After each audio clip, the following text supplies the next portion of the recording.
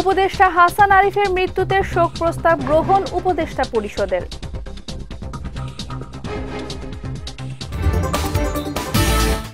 রোহিঙ্গাদের প্রত্যাবাসনে সব অংশীজনকে সহযোগিতা করার আহ্বান পররাষ্ট্র উপদেষ্টার। এবং ৩০ কোটি ডলার পাচারের অভিযোগে শেখ হাসিনা ও জয়ের বিরুদ্ধে দুদকের অনুসন্ধান শুরু।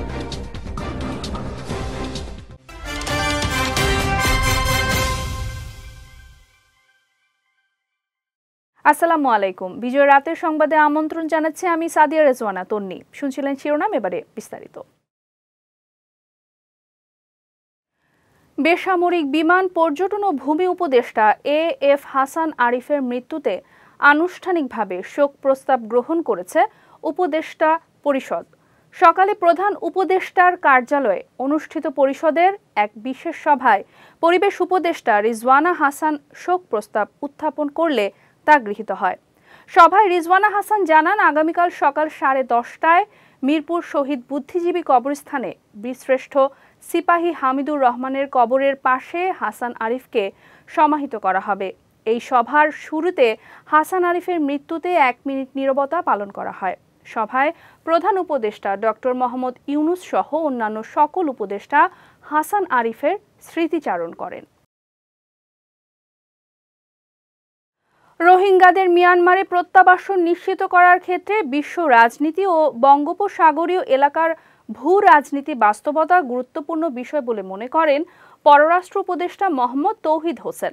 সকালে Bangladesh institute of international and strategic studies BIISS এ আয়োজিত এক সেমিনারে তিনি এই কথা জানান। বলেন, বৈশ্বিক অর্থনীতি ও আঞ্চলিক ভূ রাজনীতিতে বঙ্গোপসাগরের বড় ভূমিকা রয়েছে, যা আগামীতে আরও বাড়তে পারে।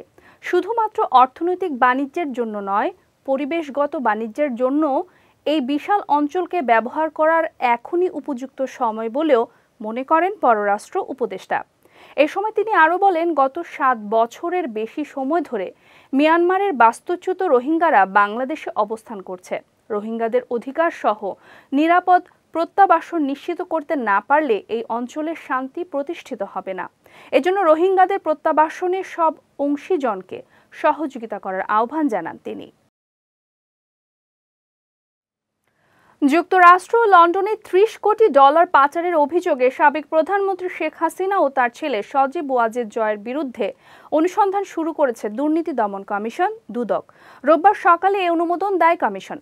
তাদের বিরুদ্ধে গত 15 বছরে বিভিন্ন মেগা প্রকল্পে দুর্নীতির অভিযোগ আনা হয়েছে। অনুসন্ধানে 5 সদস্যের টিম গঠন করেছে দুদক। শেখ হাসিনা, বোন শেখ রেহানা এবং ছেলে জয়সহ পরিবারের বিরুদ্ধে অনুসন্ধান চলাকালে ব্যাংক হিসাব ও সম্পদ জব্দ বা ক্রোক করতে পারবে এই কমিটি। দেশে শিক্ষিত বেকারের সংখ্যা আশঙ্কাজনকভাবে বাড়ছে বলে জানিয়েছেন শিক্ষা উপদেষ্টা ওয়াহিদ উদ্দিন মাহমুদ। সকালে রাজধানীর একটি হোটেলে উচ্চশিক্ষায় বৈশ্বিক মান বাংলাদেশের করণীয় শীর্ষক সেমিনারে তিনি এই কথা জানান। বলেন, চতুর্থ শিল্প বিপ্লবের সঙ্গে তাল রেখে শিক্ষিত জনগোষ্ঠী গড়ে তোলা হবে। শিক্ষা উপদেষ্টা জানান, গত 15 বছরে শিক্ষক নিয়োগের ক্ষেত্রে ব্যাপক অনিয়ম হয়েছে। এতে মেধার চরমভাবে অবমূল্যায়ন হয়েছে। শিক্ষিত বেকারের সংখ্যা ক্রমাগত বাড়ছে। এটা তো আমাদের যে আমরা ডেমোগ্রাফিক ডিভিডেন্ড বলি, মানব সম্পদ তৈরি, এটা একটা বিরাট অপচয় হচ্ছে আমাদের। আমরা চতুর্থ শিল্প বিপ্লবের কথা বলি, তার সঙ্গে তাল মিলিয়ে মানব সম্পদ তৈরি করব, সেটা তো এখনো অনেক দূরের বিষয়। আওয়ামী সরকারের প্রেস উইং এর কাজই ছিল নিউজ বন্ধ করা, কিন্তু বর্তমান অন্তর্বর্তীকালীন সরকার এমন কিছু করছে না বলে জানিয়েছেন প্রধান উপদেষ্টার প্রেস সচিব শফিকুল আলম। আজ রাজধানীর সিডাপ মিলনায়তনে গণতান্ত্রিক পুনর্গঠনের জন্য সংলাপে এসব কথা বলেন তিনি। উপদেষ্টা বলেন, সাংবাদিকদের কাজে কপিরাইট প্রোটেকশন দিতে হবে। শক্তিশালী সাংবাদিক ইউনিয়ন গঠনে সোচ্চার হওয়ারও আহ্বান জানান প্রেস সচিব। গণমাধ্যমের বিভিন্ন ব্যর্থতা চিহ্নিত করে তার পুনরাবৃত্তি বন্ধ করার ব্যাপারেও জোর দেন তিনি। এ সময় ত্রুটিপূর্ণ ওয়েজ বোর্ড সিস্টেম বাতিল করে ন্যূনতম বেতন চালু করা উচিত বলেও মনে করেন প্রেস সচিব শফিকুল আলম। বলেন, ন্যূনতম বেতনের আইন কঠোরভাবে প্রয়োগ করতে হবে। আইন ভঙ্গকারী প্রতিষ্ঠানকে বন্ধ করার ব্যাপারেও জোর দেন প্রেস সচিব। উপসচিব পদে প্রশাসন ক্যাডারের জন্য 100% পদ রাখার দাবিতে জনপ্রশাসন সচিব মোহাম্মদ মোখলেসুর রহমানের সঙ্গে দেখা করেছেন সংশ্লিষ্ট ক্যাডারের কর্মকর্তারা। সকালে দল বেঁধে মন্ত্রণালয়ে অবস্থান নেন তারা। এ সময় অ্যাডমিনিস্ট্রেটিভ সার্ভিস অ্যাসোসিয়েশনের সভাপতি ডক্টর আনোয়ারুল্লাহ জানান, সবাই জমায়েত হলেও এটি শোভন পর্যায়েই ছিল। প্রশাসন সংস্কার কমিশন তাদের জন্য মাত্র 50% পদ সংরক্ষণের যে প্রস্তাবনা দিতে যাচ্ছে তার বিরোধিতা করেছেন তারা। কোনো ক্যাডারকে ছোট করা হচ্ছে না দাবি করে কর্মকর্তারা বলেন, উপসচিব পদে 100% সংরক্ষণ চান তারা। এজন্য বাংলাদেশ অ্যাডমিনিস্ট্রেটিভ সার্ভিস প্রতিষ্ঠার দাবি জানানো হয়েছে। এছাড়া শিক্ষা ও স্বাস্থ্যকে ক্যাডারভুক্ত না করে আগের মতোই আলাদা রাখার সুপারিশ করা হবে। পরে জনপ্রশাসন সচিব জানান, সংস্কার এখনো চলমান আছে। যারা দাবি জানিয়েছেন তাদের নেতৃবৃন্দের সঙ্গে এ সপ্তাহেই বসা হবে। আগামী 31 ডিসেম্বরের মধ্যে প্রতিবেদন ও সুপারিশ জমা দেওয়ার কথা রয়েছে জনপ্রশাসন সংস্কার কমিশনের। তার আগেই নিজেদের দাবি নিয়ে হাজির হলেন প্রশাসন ক্যাডারের কর্মকর্তারা। আমাদের চাকরি বিভিন্ন সময় বিভিন্ন পর্যায়ে এই জায়গায় আসছে, আইসিএস থেকে সিএসপি, সিএসপি থেকে বিসিএস, এখন একটা পর্যায়ে আসছে, যাতে এই জায়গায় এই কোনো অ্যানামেলি যদি থাকে, যেমন কোর্টের কিছু জাজমেন্ট আছে, সেগুলোর জন্য ভায়োলেশন না হয়, এবং আমরা যাতে সবাইকে মিলে সকলের পক্ষে সবাই যাতে বেনিফিটেড হয়। সবাইকে 100% করা যাবে না, কিন্তু দূরত্ব কমিয়ে এনে যেই কথাগুলো বলা হচ্ছে, অথবা এগুলো তো এখনো শেপই নেয় নাই, শেপ নেবে, সেই শেপ নেওয়ার আগে আমরা ওনাদের সাথে ক্লোজ ডোর বসে আমরা আলোচনা করব। That is final. আদার্স ক্যাডারের সাথে আমাদের অনেক আগে বসা হয়েছে। 23 ক্যাডার আমরা একদিন বসছিলাম তো কনফারেন্স রুমে, আপনারা ছিলেন তো। আমার সকলের সাথেই বসা হয়েছে। এখন এনাদের সাথে অ্যাডমিনিস্ট্রেটিভ আসলে একা আলাদা বসা হয়নি, সেই বসারটা ক্ষেত্র হয়েছে, সুযোগ হয়েছে, বসা হবে। এবারে জেলা সংবাদ।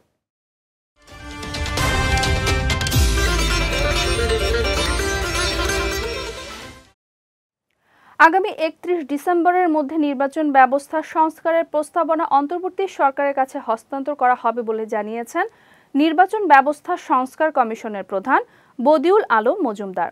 আজ চট্টগ্রামে নির্বাচন ব্যবস্থা সংস্কার নিয়ে অংশীজনদের সঙ্গে মতবিনিময় সভা শেষে তিনি কথা জানান। বলেন, গত 16 বছর ধরে নির্বাচন নিয়ে যে প্রহসন হয়েছে, নির্বাচন ব্যবস্থাকে যেভাবে ধ্বংস করা হয়েছে, তার আমূল পরিবর্তনই প্রস্তাবনায় প্রাধান্য পাবে। এ সময় ইভিএমে নির্বাচনের কোনো প্রশ্নই আসে না উল্লেখ করে যোগ্য ও সঠিক লোক দায়িত্বে থাকলে সুষ্ঠু নির্বাচনে কোনো বাধা নেই বলেও জানান বদিউল আলম মজুমদার।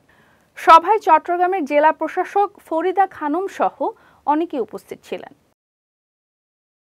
আমাদের কাজ হলো নির্বাচনী ব্যবস্থা সংস্কারের ব্যাপারে প্রস্তাব দেওয়া, আর কারা নির্বাচনে আসবে আসবে না, কারা যোগ্য নন, সেই সিদ্ধান্ত নির্বাচন কমিশনের, আমাদের এখতিয়ারের বাইরে। আমরা আশা করছি যে আমাদের যে সময়সীমা নির্ধারণ করে দেওয়া হয়েছে, আমাদের প্রজ্ঞাপনটা জারি হয়েছে 3 তারিখ, তা আমরা আশা করি যে তার আগেই 31 তারিখের মধ্যে আমরা আশা করছি যে আমরা আমাদের প্রস্তাবটা দেব। ইজতেমা মাঠে সংঘর্ষের ঘটনায় সাতপন্থী নেতা মুয়াজ বিন নূরের 3 দিনের রিমান্ড মঞ্জুর করেছেন আদালত। দুপুরে গাজীপুর মেট্রোপলিটন আদালত 2 এর বিচারক পুলিশের আবেদনের প্রেক্ষিতে এই রিমান্ড মঞ্জুর করেন। এর আগে সকালে রিমান্ড শুনানির জন্য গাজীপুর জেলা কারাগার থেকে তাকে এজলাসে আনা হয়।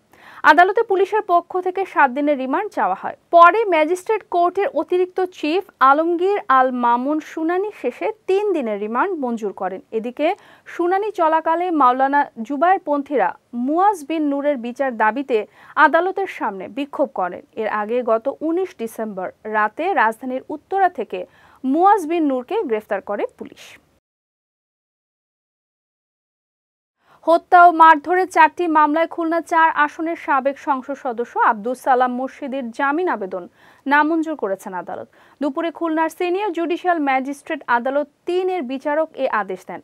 আসামি পক্ষের আইনজীবী ব্যারিস্টার তাহসিন আহমেদ জানান, সালাম মুর্শিদিকে 4টি মামলায় শেন অ্যারেস্ট দেখিয়ে আদালতে হাজির করা হয়। আদালতে জামিনের আবেদন করা হলে আদালত নামঞ্জুর করেন। এরপর তাকে কারাগারে পাঠানো হয়। এর আগে সকালে সালাম মুর্শিদিকে কড়া নিরাপত্তায় আদালতে হাজির করা হয়। ঘন কুয়াশায় মুন্সিগঞ্জের শ্রীনগরে ঢাকা মাওয়া এক্সপ্রেসওয়েতে 3টি যাত্রীবাহী বাস সহ 60টি যানবাহনের সংঘর্ষে একজন নিহত হয়েছে। এছাড়া আহত হয়েছেন আরও অন্তত 6 জন।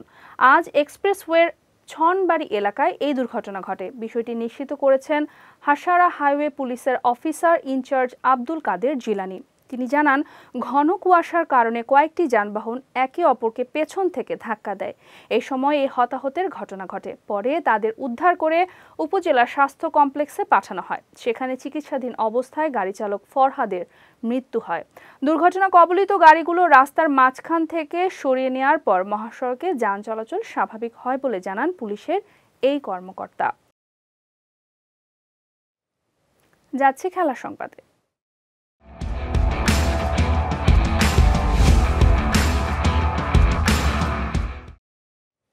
অনূর্ধ্ব-19 নারী এশিয়া কাপের ফাইনালে বাংলাদেশকে 41 রানে হারিয়ে প্রথমবারের মতো চ্যাম্পিয়ন হয়েছে ভারত। আজ কুয়ালালামপুরের বায়োমাস স্টেডিয়ামে মুখোমুখি হয় দুই দল। টস হেরে আগে ব্যাটিংয়ে নেমে নির্ধারিত 20 ওভারে 7 উইকেট হারিয়ে 117 রান তোলে ভারত। জবাবে 18 ওভার 3 বলে মাত্র 76 রানে থেমে যায় টাইগ্রেসদের ইনিংস। গত ম্যাচে ভালো ব্যাটিং করলেও এই ম্যাচে রানের খাতা খুলতে পারেনি বাংলাদেশি ব্যাটার ইভা। সব মিলিয়ে মাত্র 68 রানে 6 উইকেট হারিয়ে ব্যাটিং বিপর্যয়ে পড়ে বাংলাদেশ। এরপর চেষ্টা করলেও লাভ হয়নি। ফলে অনূর্ধ্ব-19 নারী এশিয়া কাপের আসরে প্রথমবার অংশ নিয়ে রানার্স আপ হয়েই সন্তুষ্ট থাকতে হলো লাল সবুজের প্রতিনিধিদের। সম্প্রতি বাংলাদেশের হয়ে মাঠে নামার অনুমতি পেয়েছেন ইংলিশ প্রিমিয়ার লিগে খেলা বাংলাদেশি বংশোদ্ভূত হামজা চৌধুরী। এই ফুটবলারকে নিয়ে বড় স্বপ্ন দেখছে বাফুফেও। জামাল ভুঁইয়া, তারেক কাজী ও হামজার পর এবার বাংলাদেশের জার্সি গায়ে জড়ানোর স্বপ্ন দেখছেন আরেক বাংলাদেশি বংশোদ্ভূত আমেরিকান ফুটবলার জায়ান আহমেদ। দেশের জার্সিতে মাঠে নামার স্বপ্ন 20 বছর বয়সী এই তরুণের। আমেরিকা ভার্জিনিয়ার জর্জ মেসন বিশ্ববিদ্যালয় দলের হয়ে খেলেন জায়ান। লেফট ব্যাক ও উইং দুই পজিশনই দারুণ পারদর্শিতা দেখিয়ে খেলেছেন ইউরোপের বেশ কিছু টুর্নামেন্ট। এছাড়া 2021 সালে ডেনমার্কে ক্যাপেলি স্পোর্টস কাপ, 2017 সালে বার্সেলোনায় আবিইআর কাপে অংশ নিয়েছেন জায়ান। এবার বাংলাদেশের জার্সিতে খেলার স্বপ্ন তার। বিজয় রাতের সংবাদ শেষ করার আগে শিরোনামগুলো দেখে নিচ্ছে আরও একবার।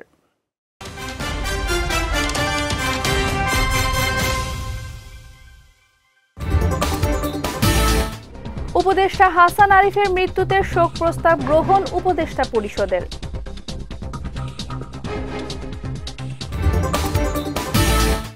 রোহিঙ্গাদের প্রত্যাবাসনে সব অংশীজনকে সহযোগিতা করার আহ্বান পররাষ্ট্র উপদেষ্টার।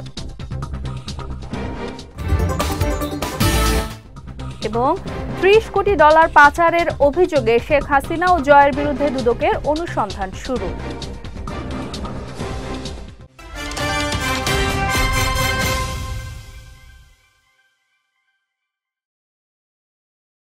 বিজয় রাতের সংবাদ শেষে আজকের মতো আমি সাদিয়া রেজওয়ানা তনি আপনাদের কাছ থেকে বিদায় নিচ্ছি। আগামীকাল একই সময় নতুন সব খবর দেখতে চোখ রাখুন বিজয় টিভিতে। এছাড়াও আজকের বিজয় রাতের সংবাদের ভিডিও দেখতে পারেন আমাদের ইউটিউব এবং ফেসবুক পেজে। আমাদের ইউটিউব হলো youtube.com/bijytvofficial এবং আমাদের ফেসবুক পেজ হলো facebook.com/bijytvlimited। এতক্ষণ সঙ্গে থাকার জন্য ধন্যবাদ সবাইকে।